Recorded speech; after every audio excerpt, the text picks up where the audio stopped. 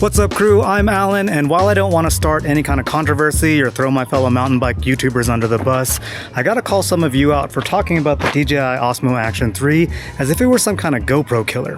Yes, the Action 3 does have similar stabilization, more convenience features, better battery life, and comes in at a lower price, but the image quality and dynamic range never held up. Now, I would rather make my life a little bit harder if it means bringing you higher quality content, so for me, the Action 3 just couldn't replace the GoPro. Now, if DJI were to do something like take the Action 3 and give it like a bigger sensor, higher quality image, and better dynamic range, then maybe we'd be talking about a replacement for the GoPro. And that's actually what we're filming on right now. You are on the DJI Osmo Action 4, and I have been testing this out for a while. So far, the results are promising. I've got a few more things I want to test out. That's what we're doing today. Come along, I'll show you all about that. It's gonna be a rad day, and if I can have a rad day on a bike, so can you. Okay, we are running ultra wide, 4K, 50 frames a second. I was gonna run 60, but the UI said that they recommended 50. I don't know why, but that's what I'm running right now. So I can slow it down a little bit, like 50%.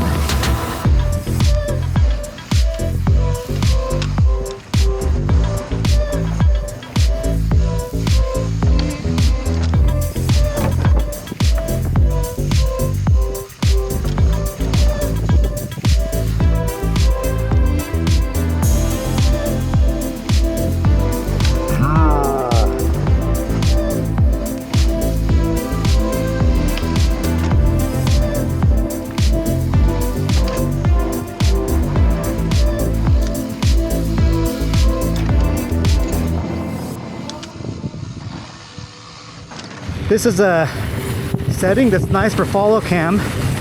It's a wide lens because we're running 120 frames a second, which allows me to go slow-mo in post.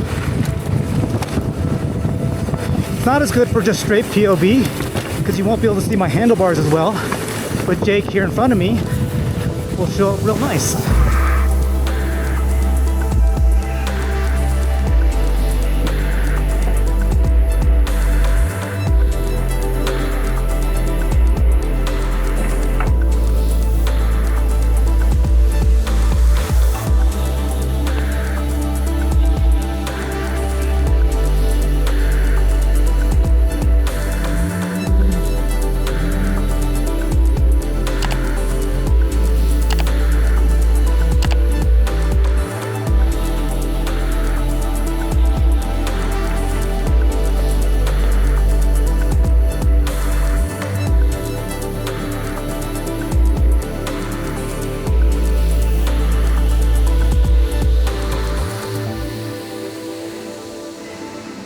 All right, Miracle Mile should be a really good test for a lot of aspects of this camera because it's of course going to have to deal with stabilization.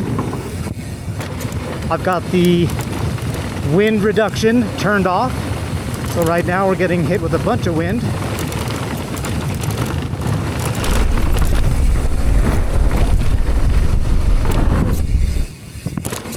We're also going to be going between light and dark pretty quickly on this trail, so we'll see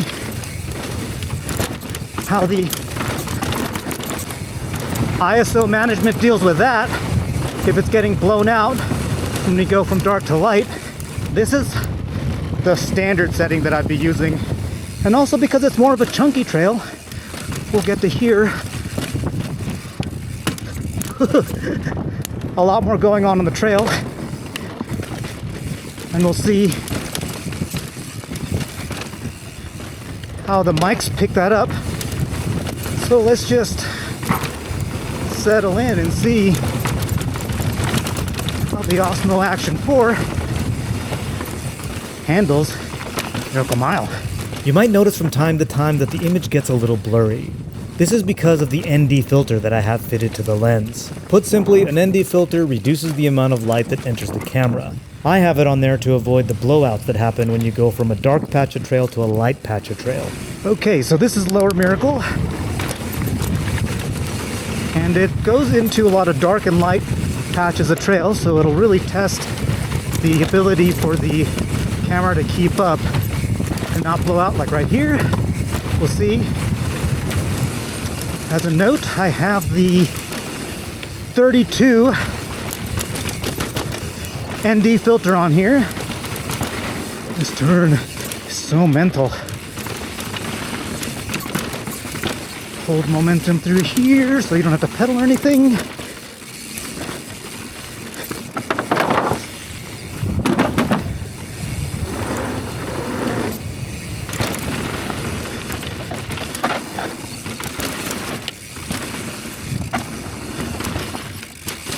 Do the inside line here, which is always very mental for me.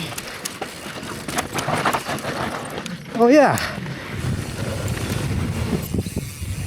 Yeah, heck yeah. Okay, check it out. One thing I'm testing right now actually is what is the dynamic range like, because it's right behind me.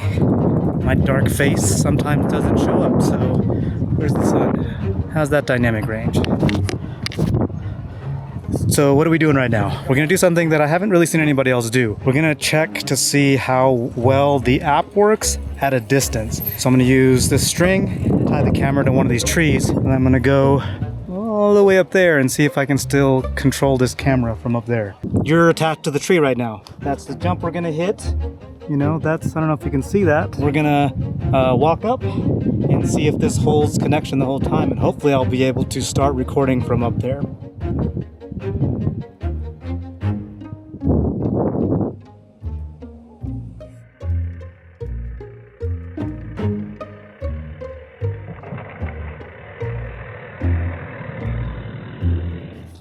Okay, was that the greatest jump in the world?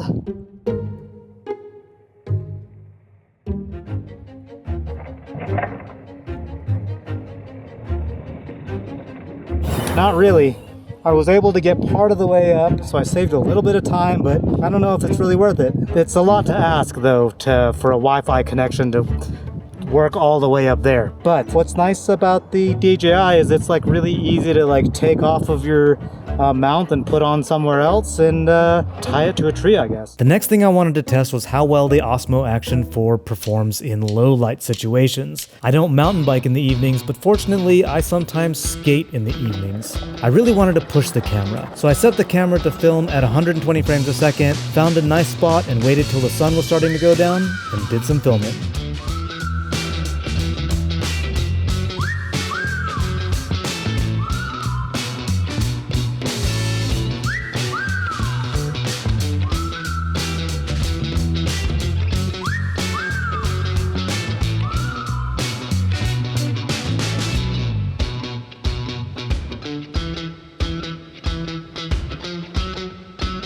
Just remember we're judging the footage, not the skating.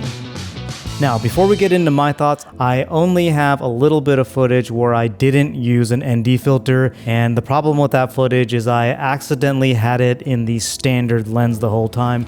Here's a look at that.